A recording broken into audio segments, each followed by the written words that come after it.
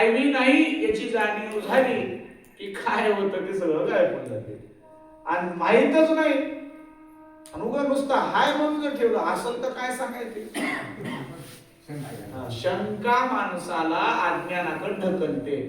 मग शंका निरसन करतो कोण? सद्गुरु. आणि ती शंका होती ज्ञान कशाला म्हणावं. चला लोखंड केवळ कृष्णावरणा त्याचे स्वज्वाळ होय दर्पणा तैसे अनंत ज्ञान पूर्ण परिपाक केला लोखंड केवळ काळा आहे. त्याचं वर्ण म्हणजे रंग काळा. त्या काळ्या रंगाच्या लोखंडाला घासून घासून घासून घासून काय केलं? चमक आणली. म्हणून काय त्याचा काळेपणा गेला काय? नाही जात महाराज. मग जो अज्ञानातला अज्ञान आहे, ज्याला ज्ञानाची प्राप्ती करूनच घ्यायची नाही, ज्याला ज्ञान नकोच आहे, त्याला काय घासतात? काही फरक पडत नाही महाराज. ते लोखंडची बरे त्यांना घासून हाय त्या आपल्या करवतीची आरी घालवायचं. काही काही लाकडं कापत नाहीत महाराज, कापणारा माणूस कंटाळून जाईल. तसे काही काही अज्ञानी जीव असतात.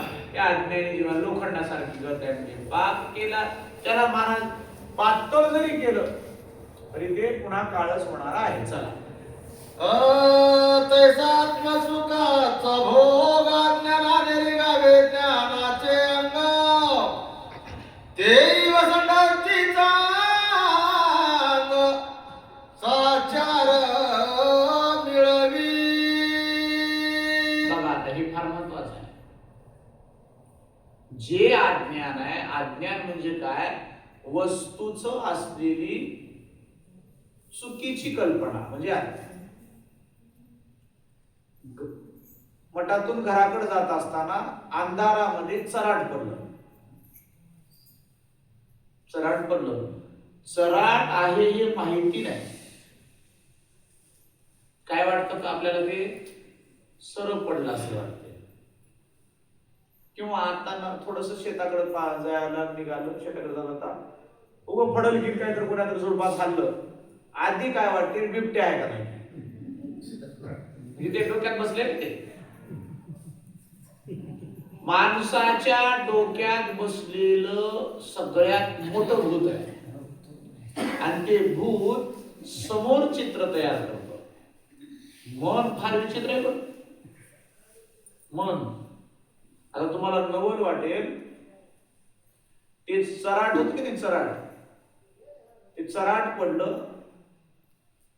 अंधकार आहे, अंधकारामुळे ते सरप आहे की नाही काही दिसलं नाही. ते चराट आहे पण माणसाला चराट वाटत नाही, सरप आहे वाटतं. झालं असं, त्या चराटाच्या बुडाला याचंच पाय पडलं. याचं पाय पडल्यामुळे ते हल्लं चराट. 100% खात्री झाली सरप आहे म्हणायची. सरप आहे म्हणायची खात्री झाली. घरी येऊन कसार येऊन पडलं सरप चालू. खालून वरीपर्यंत काळा निळा पाणी. सरप चावलं की म्हणून आधी काय करतात माणसं? मिरची किंवा हे खायला देतात, लिंबाचा पाला. लिंबाचा पाला गोड लागायची म्हणलं ते.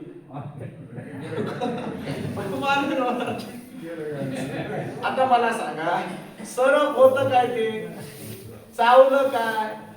पण गोड लागलं. म्हणजे मन असं विचित्र आहे. मनातलं भूत याला वाटलं ते सरपच होतं, सरपच चावलंय आणि सरप चावल्यावर गोड लागते म्हणायचं. ज्या बुद्धीनं तयार केलं गोडच लागलं. तवाच तवा दवाखान्यात न्यावं लागलं आणि दवाखान्याला नेल्यावर सरप नवं म्हणून म्हणला डॉक्टर सांगितलं नाही नाही सरपच होय. तर तवा त्याला दुसऱ्या सर्पाला मारून त्याचं विष आणून डबीत दाखवला. नाही विष काढलं तुझं म्हणलं तवा बरं झालं. आणि एकदा काय झालं म्हणून महाराज, एक बाई स्वयंपाक करायची.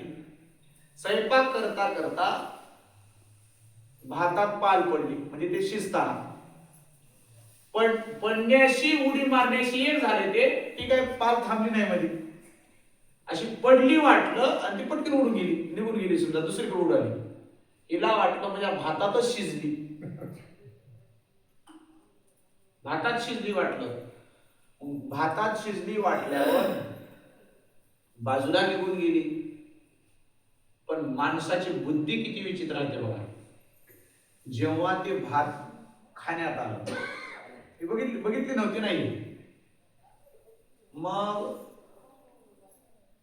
दुसऱ्यानं सांगलं की भातामध्ये पाल पडली होती हो आता मला सांगा पाल पडत असताना वरण भात मिसळत असताना पाल दिसत की नाही तोंडात जात असताना दिसत नाही पण नाही मानत खरं मानत नाही माणूस एकदा बुद्धीला पटलं की नाही पालच खाली म्हणून तिला हे झाली 2-4-8 दिवसामध्ये चांगली वाढून गेली महाराज काय झालं पाल खाली पाल दवाखान्याला नेलं डॉक्टरनं ते एक्सरे काढले बाई पाल नाही काय नाही तू समाधान जेवण आराम करत जा नाही नाही डॉक्टर साहेब खोटं बोलत मी पालच खालो डॉक्टरला इलाज कळणार गेला करावं काय करावं त्याच्यापेक्षा एका चांगल्या डॉक्टरला विचारलं पण असं म्हणाली बाई आणि वर चढी वाळून चालली पाल खाली नाही तर वाळून चालली काय नाही म्हणले मनाचं भूत होय मनानच उतरावं लागते एक पाल मारून आणून डब्बी ठेवावं निघाली पाल मारावं लागली ऑपरेशन केल्याने करावं लागलं आता पाल निघाली म्हणजे मला हे दृष्टांत खरं असेल खोटं असेल मला सांगायचं नाही पण त्याचा उद्देश बघा माणसाच्या मनाने एकदा ठरलं तेच म्हणणार मग ते माणसाच्या मनाने ठरले त्याला काय म्हणावं अज्ञान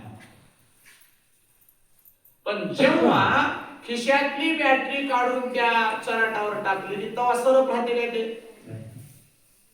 बरं होतं काय सरप तयार कोण केलं तिथं सरप आहे म्हणायचं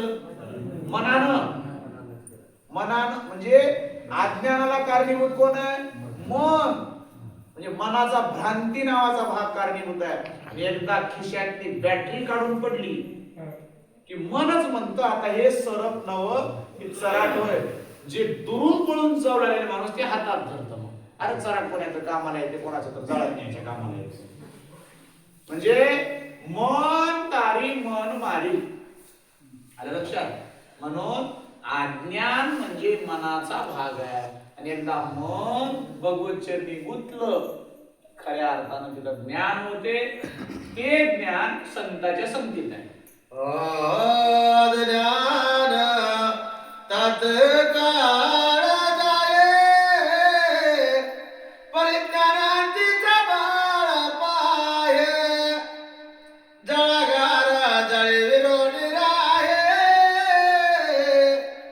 परिमोती नविरे निश्चया अज्ञान किती मोठं राहू द्या सोडून जात किती मोठं अज्ञान राहू द्या ते अज्ञान जात ग्रंथकर्ते म्हणाले अज्ञान तात्काळ जाय परिज्ञान अंती सगळं पाय जळगार जळे विरुणी जाय सगळं निघून जात पण मोती किती जाळात टाका जळत नाही तसं ज्ञान मोत्यासारखं आहे ज्ञानाला कोणी जाळल असं नाही आणि ज्ञान जळल असं नाही आणि जळतं ते ज्ञान नाही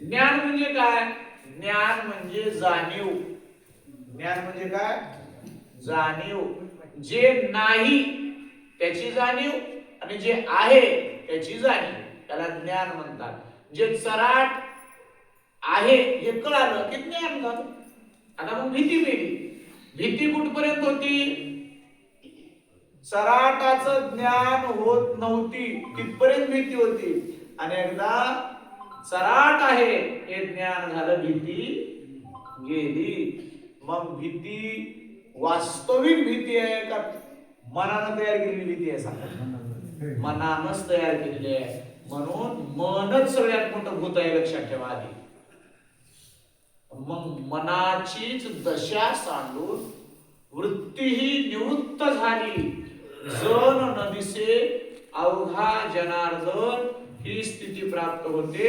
वृत्ती निवृत्त व्हावं लागते आणि वृत्ती निवृत्त होण्याकरता ज्ञानाची प्राप्ती करावी लागते. चला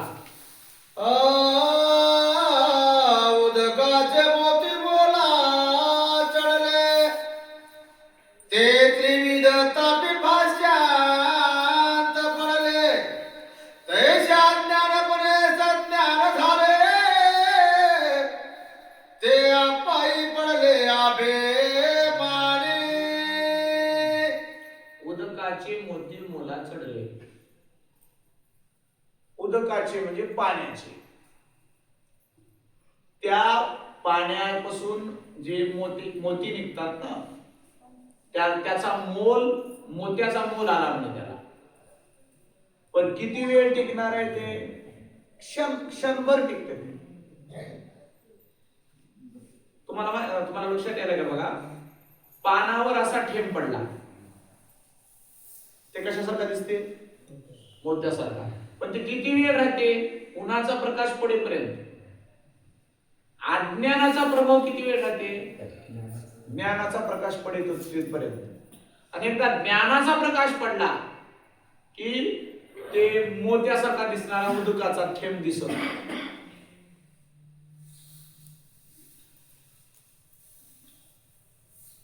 हे जसं त्या पद्धतीनं ज्ञानाचं तसंच आहे. अज्ञानावर सज्ञानाचा प्रभाव पडला ते अपाय. मग जे अज्ञानातून ज्ञानी समजणारे लोक आहेत, अज्ञानाला ज्ञान समजणारे लोक आहेत, त्याला म्हणावं अभिमानी. अभिमानी. आणि खरा अभिमान तिथंच बाळगतात. मला काही कळतं असं वाटणं त्याला अज्ञानीच म्हणतात. आणि ते अज्ञान अहंकाराला कारणीभूत आहे आणि ते अहंकार नाशाला कारणीभूत आहे. नाश होणं म्हणजे सर्वस्व जाणं. ज्याच्या जीवनामध्ये काही कमवलंच नाही त्याला नाश होणं म्हणतात. ज्ञानाशिवाय माणसाचा नाशच होतो. माणूस जन्माला आला, मेला, काही जीवनभर मध्ये त्यानं घर बांधले, शेत घेतले, हे केलं ते केलं, हे त्याचा पुरुषार्थ नाही. तर त्याचा पुरुषार्थ मरणोत्तर त्याची कीर्ती झाली. मेल्यानंतर त्याच्या जीवासोबत सुद्धा त्याला त्याचं सत्कार्य कामा पडलं, ते खरं कमावणं आहे. आणि जर इथं कमवणाऱ्याची जर खरी व्हॅल्यू असती तर सगळे संत लोक, राजे महाराजे लोक कासयावन सेविती. यदुराजानं का राज्य त्याग करावा? का मोठ्या मोठ्या राजांनी घर त्याग करावा? देवासाठी घेऊन जोग अवघा भोग तेजेला. कासयावन सेविती. का वनामध्ये जातात? का अरण्यात तपश्चर्या करतात? का दलादुराजांनी राज्य सोडलं? का यदुराजांनी राज्य सोडलं? कशा करता? तर भगवत प्राप्ती करता, ज्ञानाच्या साधने करता ते सोडलं. हे सहजासहजी मिळणार नाही. इतक्या लवकर गोड लागत नाही मला, फार कठीण आवड आहे. चला समुद्र वेगळे तो तात्काळ प्रतिकाशी मिळे बाजी येते अंती कळे मृतिका नव्हे. समुद्र डोहिया वेगळे. समुद्र आणि डोह हे वेगळं वेगळं आहे का सांगा? डोह म्हणजे एक रूप प्राप्त झालं. डोह कधी समुद्र होत नाही. समुद्राचाच भाग त्या डोहात राहते, पण डोहाला समुद्र म्हणता येत नाही. अज्ञान जे आहे, संकीर्णता, हे काहीतरी थोडस त्याला अज्ञान म्हणावं. व्यापक त्याला ज्ञान म्हणावं. व्यापकतेला कधी दगा नाही बसत, कधी खंड नाही. व्यापकता म्हणजे अखंड आहे. अखंड खंडेना जीवन, ते व्यापक ज्ञान आहे. ज्ञान कधी काही मर्यादित नसतं, अमर्याद व्यापक असं ज्ञान आहे. आणि हे ज्ञान सद्गुरु कृपेत मिळतं, संतांच्या सेवेत मिळतं, म्हणून बोलू लागले. चला पुढे. निखळणी शुद्ध ज्ञान ऐसे व्रतिरूपी अभिमान स्फुरेच्या भवमुळा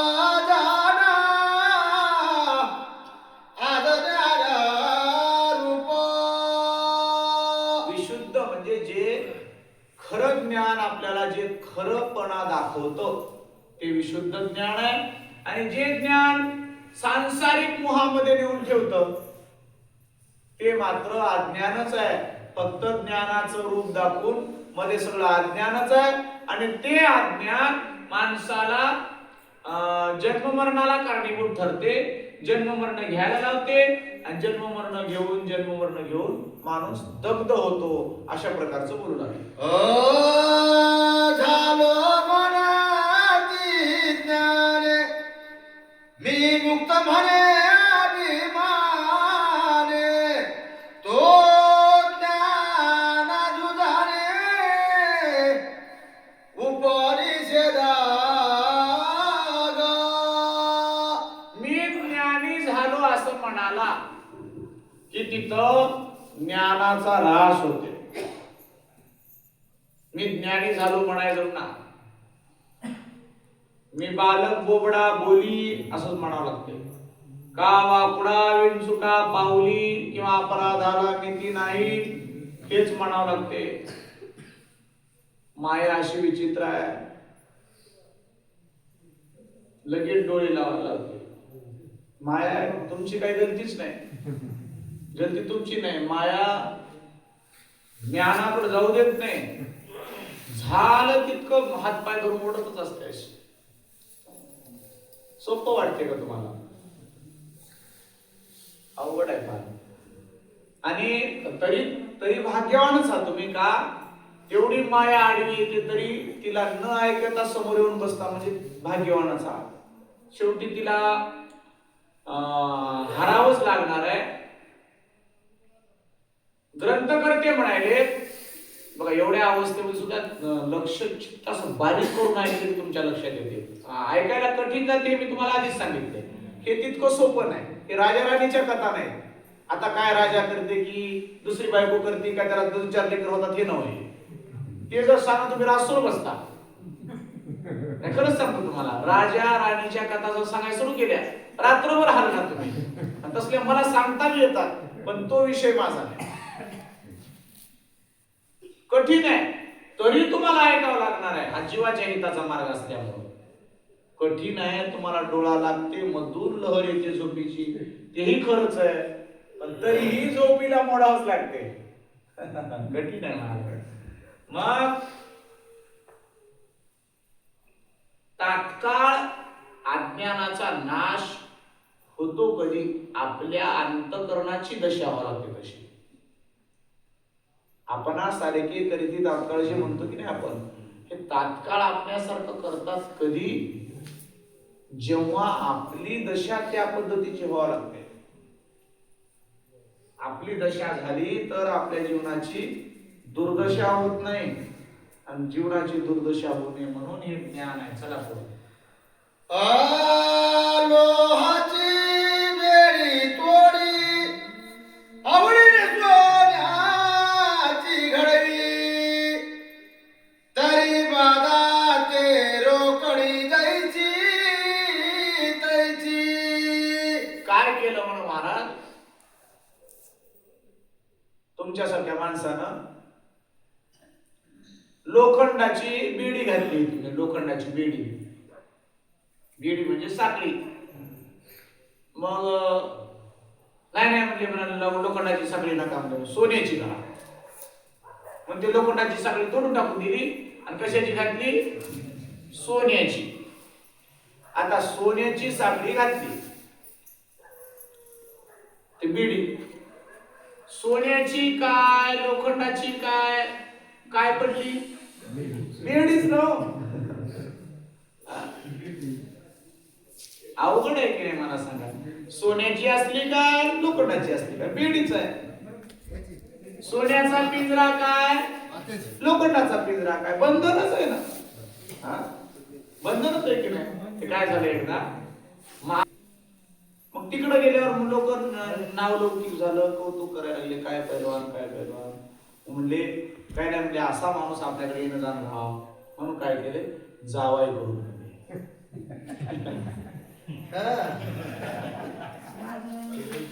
मग पोरगी दिली. त्या महाराज कितीला काय केली? पोरगी दिली. पोरगी दिली आणि ती पोरगी कलाकारच होती. पोरगी अशी कलाकार होती काय की आवाज नाहीच गेला. तिकडे कडच ते आवाजाचं नव्हते ट्रबल होय कमी कर सांगलं की जाळण आणायचं, बायकोनं सांगलं की सडा टाकायचा, बायकोनं सांगलं की दळून आणायचं, सगळे काम करू लागलं ते. चांगला धंदा गडी 4-2 महिन्यामध्ये असा होऊन गेला. बायकोचं काम ऐकल्यावर काय दशाच होणार आहे तुम्हाला चांगलं माहिती आहे. महाराज पुन्हा एक कुस्ती आली, पुन्हा पश्चिम बंगालला गेला. मग तिकडे लोक म्हणले काय जावय बापू फारच तुमची तब्येत हल्ली, काय झालं काय नाही. काय नाही म्हणला, माझ्या गळ्यामध्ये घालून दिल्या म्हणला ती बाई, अडाणी बाई, आणि ते काम सांगते मला करणार म्हणले की कुत्र करीन मांजर करीन म्हणून जीव घालून करून देते मला काम. त्या मग कशी दशा झाली म्हणला. ते माणसं म्हणजे तुम्ही चिंता कर नका, ती अडाणी झाली म्हणून काय झालं तुम्हाला शिकलेली करूत मला दुसरी.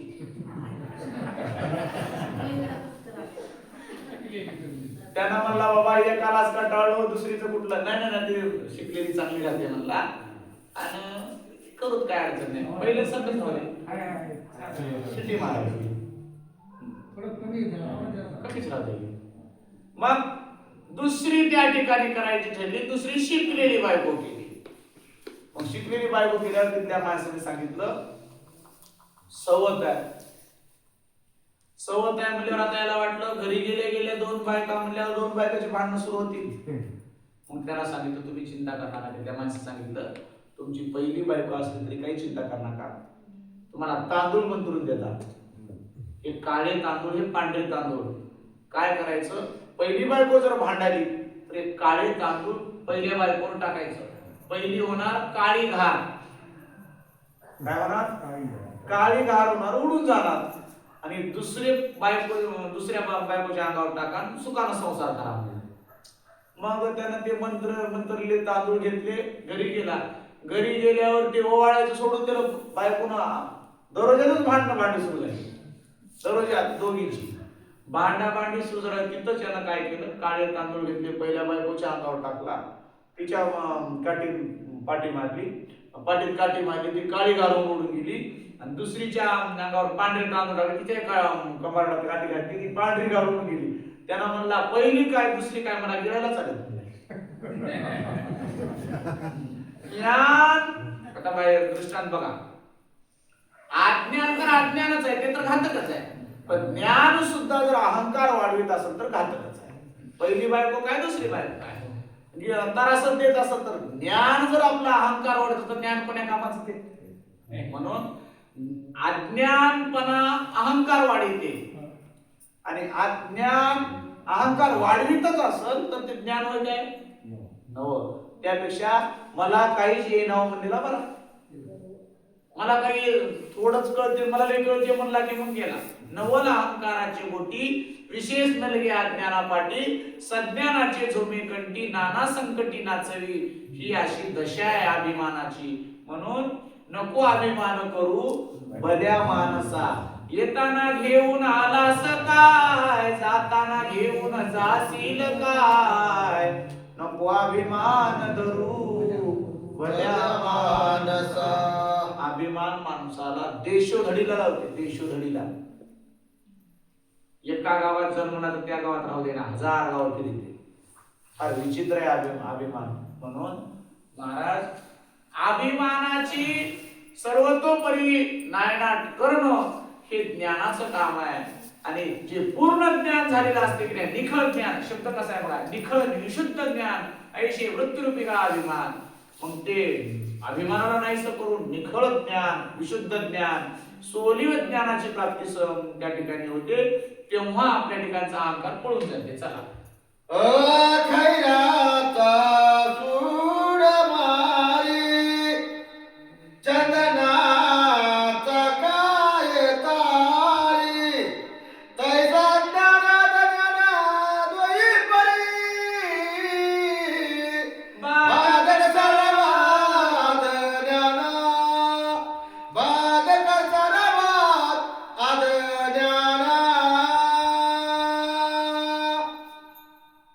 दृष्टांत होईल. काय झालं म्हणा, एका पोराला बाप मारू लागला. बाप मारू लागला, खैराची अशी लाकूड होती, मारू लागला. त्याची माय म्हणली म्हण, खैराच्या लाकडानं मार नका, चंदनाच्या लाकडानं मारा. खैराचं लाकूड काय आणि चंदनाचं काय, रट्टा सारखाच बसणार आहे ना. लाकूड बदललं म्हणजे काय रट्टा बदलला काय, रट्टा तेच आहे. अज्ञान बाधकच आहे, ज्ञान जर बाधकच असेल तर बदलून काय अर्थ आहे. म्हणून ज्ञान हे शुद्ध ज्ञान असलं पाहिजे, निखळ ज्ञान असलं पाहिजे. असलं अभिमानाचं ज्ञान कोण्या कामाचं नाही.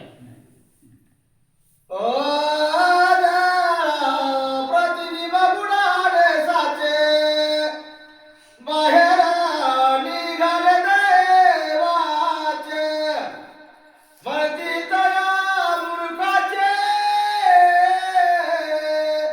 ज्ञान काय करावे ज्ञान काय करावे. कोणतं ज्ञान बघा, फार सुंदर दृष्टांत आहे. प्रतिबिंब बुडाले. प्रतिबिंब म्हणजे छाया, सावली. सावली पाण्यात पडली म्हणून काय माणसाला काय होते.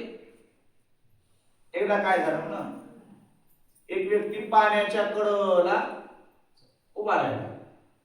4-2 माणसं पोहू लागले. पोहता पोहता येणार म्हणलं, आपल्याला काय पोहता येणार बुवा, आपण बाजूला भरून आंघोळ करू आणि अंगावरचं कपडे घेऊन टाकू. कपडे ते धुतलं, तिथं वाळू घातलं त्या विहिरीच्या कडावर. वारा आलं, वाऱ्यानं ते कपडा पाण्यात पडला. पाण्यात पडल्यावर त्या ठिकाणी माझा कपडा पडला, माझा कपडा पडला म्हणून गरजा बोला. 4-2 लोकांनी त्या पोरीने उडी मारली, कपडा काढून हातात दिला. आता कपडा काढून हातात दिल्यावर खुश होऊ की, खुश होऊ की नाही. कपडा काढून हातात दिल्यावर म्हणाला बरं झालं, म्हणला कपडाच पडला, त्या कपड्यात मी राहत असलं तर.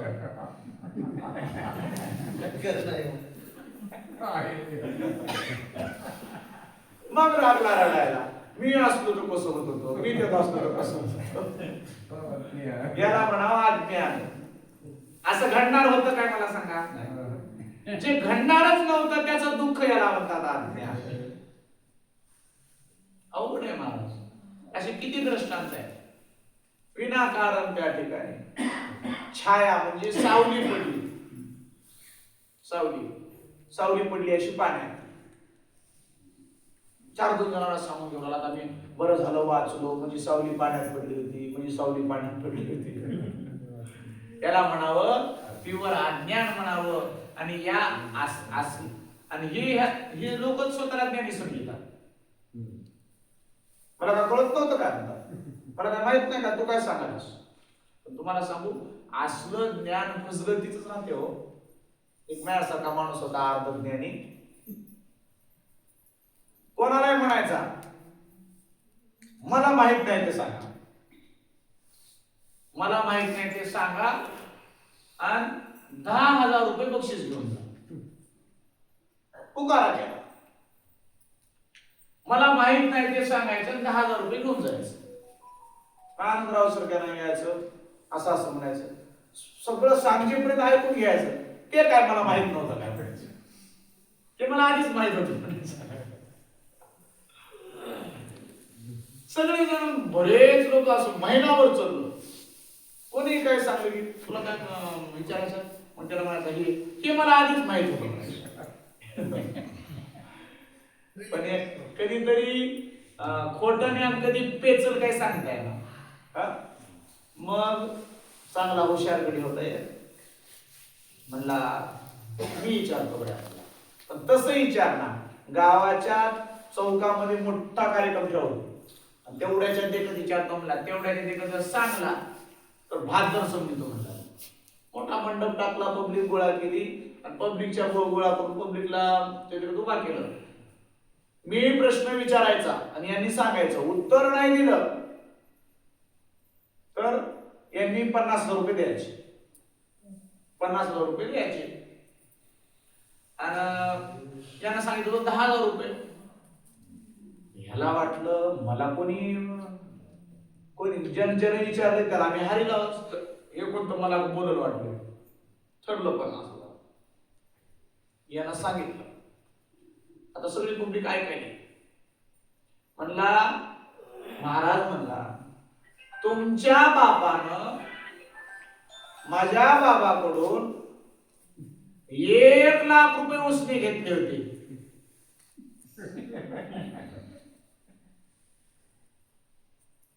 हे माहित आहे काय म्हणला. प्रश्न याला पडला, माहित आहे म्हणावं ते 1,00,000 द्यावं.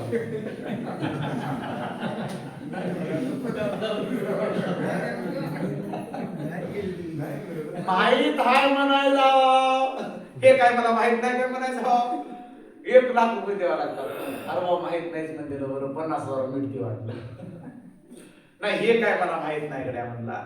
बघा एक तर नामुष्की झाली, पैसा गेला. सांगायचा मुद्दा काय, खोट ज्ञान कधी फसवील काही सांगता येत नाही. म्हणून बघा इथं दृष्टांत अनेक प्रकारचे दिले की खोट ज्ञान माणसाला कधी दगा देते. म्हणून माणसाला खरं ज्ञान राहावं तर माणसाची काहीतरी गती होते.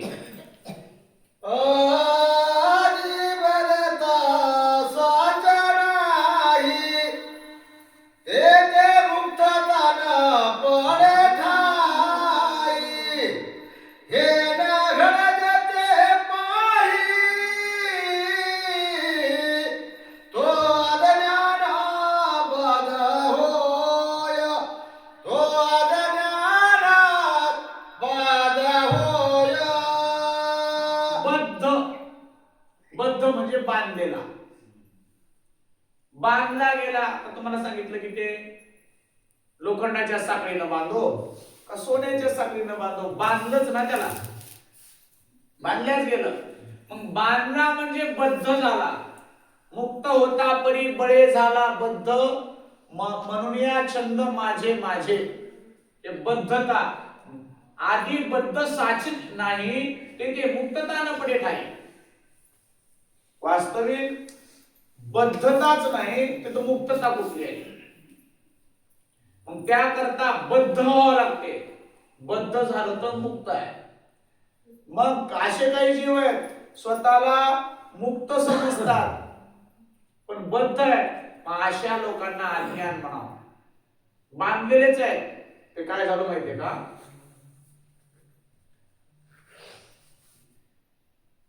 ते जेलर साहेब राहते बघा, जेलर ते जेवाय बिवायला जाते 4-2 घंट्याला ते बदलाबदली ते बदलतात माणसं. जेलर बदलत राहते पण मध्ये ते आरोपी तेच राहतात. आरोपी बदलणार मग कैदी तेच राहतात. मग ते जेलर काय करायचा, त्याच्यामधल्या एक शहाणा माणसाला, शहाणा जर असं एक आरोपी त्यातला, त्याला इकडे बोलून घ्यायचं ऐकले आणि मी जाऊन येईपर्यंत ह्याला सांभाळायचं. मी जरा जेवून येतो, जरा जाऊन आलो येईपर्यंत तू याला काय कर सांभाळ. मग त्याला सांगितलं हे बघ 1-2 घंटे मला काय येणं आहे ना, आणि तू 2 घंटे मध्ये कोणाला जेव देऊ नको बघ, आणि मधल्याला बाहेर जाऊन बाहेरल्याला मध्ये येऊ देऊ नको. मग ते गेल्यावर त्याचं काम जरा लवकरच झालं. ते तासभरात आलं. तासभरात येऊन गेट वाजवायला काढ दिलं दरवाजा. त्यानं म्हणाले काढ ना, म्हणाला नाही काय तू कोण आहेस म्हणला मी इथला. त्यानं म्हणा अरे मी जेलो ना. तो कुठला जेलो आहेस म्हणला, मी जेलो राहा म्हणला इथला. अरे काढ रे बाबा. नाही 2 घंटे इथं मी जेलो राहा. तू कुठला कोण आहेस. 2 घंटे त्याला मध्येच घेतलं नाही. म्हणजे जलर हा याला वाटलं पण ह्यानं कोण आहे, कैदीच आहे ना. कैद्याला सुद्धा जलर आहे वाटलं, पण कधीतरी त्याचं जलर पण बाद होणार होतं की नाही. 2 घंटे करता सुद्धा. तसं स्वतः अज्ञानी असून ज्ञानी समजून घेणं हे सगळ्यात मोठा त्या ठिकाणी घात आहे. मग काय होते, नंतर जर त्या चांगल्याच्या पेसात पडला की नाही तर मग त्याला चांगलीची पिळकुंडी काढते. म्हणून अज्ञानी माणसानं अज्ञानी म्हणून घेणं बरं राहते. अज्ञानी माणसानं मला लई कळते म्हणलं की फार पंचायत होते. अज्ञानी म्हणून घेणं फार बरं राहते. मला काही येईना म्हणलं की नाही, समाधान भात वरून खाल्लं, आडवं बसलं समाधान. ते सोपं काम आहे. पण कळते म्हणलं की मात्र पंचायत होते. अशा प्रकारच्या अवस्थेला काय म्हणावं? अज्ञान म्हणावं. ज्ञान कशाला म्हणावं? चला. जेते आपली विषयावस्था तेची ज्ञानप्रती पारी सर्वाता भोग भोगण्या भोगता हा ज्ञान बदलण्याची ज्ञाता पुरुष, ज्ञानी पुरुष या संसारात वावरतो, माणसासारखा राहतो, दिसतो माणसासारखा, वागतो माणसासारखा, खाद्य त्याचं सर्वसाधारणपणे जगतो, येणं जाणं उठणं बसणं सारखंच आहे, पण तो भोगून या भोगताय. कारण त्याला जाणीव आहे की नाशवानं इथं आपण लुप्त व्हायचं नाही. ज्ञानाचं आणि अज्ञानाचे स्पष्ट गुण वर्णन सांगतो तुम्हाला. ज्ञानी माणूस कर्म करतो, अज्ञानी माणूसही कर्म करतो. अज्ञानी माणूस मी करालो कर्म म्हणून करतो, अज्ञानी माणूस जे करतो ते भगवत अर्पण म्हणून करतो, आपण काहीच करत नाही म्हणून करतो, म्हणून ज्ञानी माणूस. कर्म दोघंही सारखं करायचं.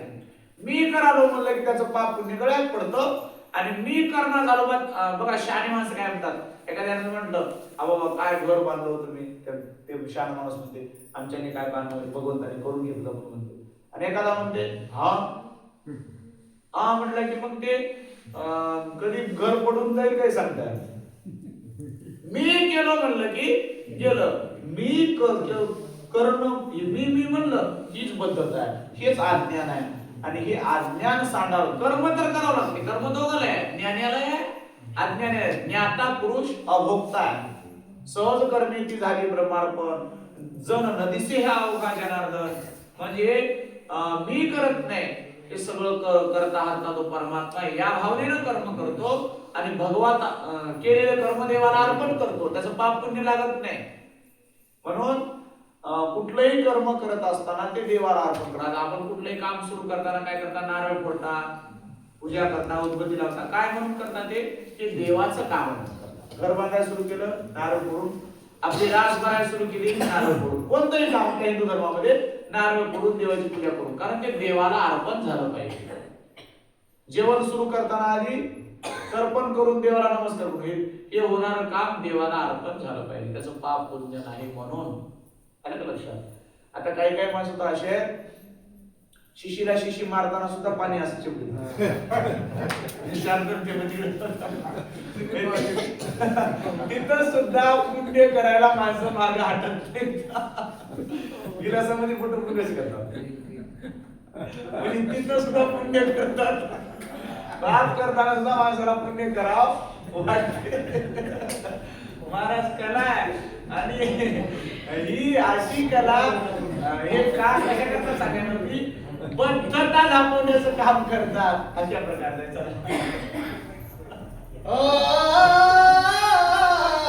ऐसा अभिमानाची हा पुढा मुक्तपणे घाली घोडा काय प्राणी कैले बापुडा अति सूक्ष्मपणे. अभिमान आहे असा सूक्ष्म आहे, अति सूक्ष्म अभिमान. इतका सूक्ष्म आहे, माणसामध्ये सूक्ष्म जरी अभिमान असला, विषासारखा आहे अभिमान. अभिमानाला विष म्हटलंय. विष थोडं काय आणि लय काय, हे विषच आहे, मारणारच आहे ना. नाही ताब्यावर पिलं तर चटकीन मरते, आणि उघड ठेंबर पिल तर मरणाचं असं नाही होत. ते ठेंबर पी ताब्यावर पी, विषच आहे ते. अभिमान माणसाला त्या ठिकाणी नाशाकडच नेतो. मग ते ज्ञानाचा असो का मोठेपणाचा असो, का श्रीमंतीचा असो, का बरं दिसण्याचा असो, का पदाचा असो, अभिमान अहंकार कशाचाही असू द्या, ते मात्र लयालाच नेतो. बरं रावणाचं काय झालं? गर्व अभिमान रावणाने केला, सोन्याची लंका नष्ट झाली की नाही मला सांगा. कंसाचा मामा कृष्णाचा मामा कंस, त्याचं काय झालं? कंसाने अभिमान केला भाष्याच्या हातानं मला बोलत अभिमानामुळेच की अभिमानी का सर्व नीचा अपने कर्मो द्वारा हो येऊ रावण जिसके कारण ईश मनुज तन धारा हो. या अहंकारामुळं कित्येकाचा नाश झाला. मग ते ज्ञानाचा असला तरी वादकच आहे. म्हणून ज्ञानाचा अहंकार नसावा. आणि ते ज्ञान अहंकार वाढवणारा जर असेल तर ते ज्ञान नाही तर ते सोन्याची काय साखळी आहे. बंधनच आहे ते. चला बघू. ओ शुद्ध स्वरूपी मी बनावटी तात काळ ग्रासती ब्राह्मण कोटी ते जनी परजीवाचे पोटी ते मुक्तता कैची तया. शुद्ध स्वरूपामध्ये ज्ञानाची शुद्ध ज्योत निर्माण झाली की तिथं खऱ्या अर्थाचं ज्ञान सुरू होतं. एरवी ज्ञान कळत नाही. चला मी